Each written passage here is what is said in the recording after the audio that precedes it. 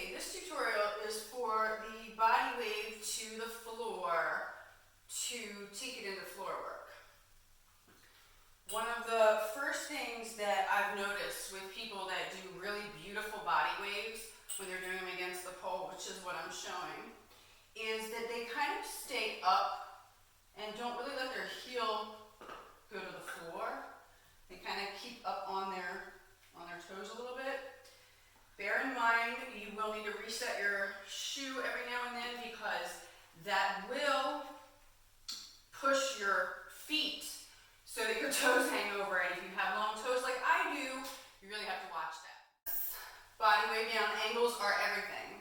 You don't want to be facing the camera, and you don't want to be facing directly away from the camera. You want to be more of like a diagonal towards the camera and towards your audience, assuming your audience is only one direction instead of 360. Now, you'll notice that when choosing which side of the pole to be on, I chose the side that showed the hair more open because of the way my part is.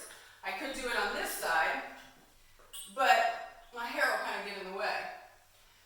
If I do it on this side, my hair stays out of the way, and it leaves this whole angle shot here.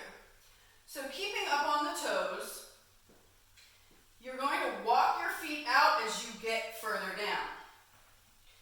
The wave itself is in your chest first.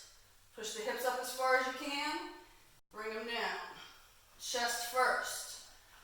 Chest and cave. As you get further down, you may want to bring a leg up and slide the rest of the way down.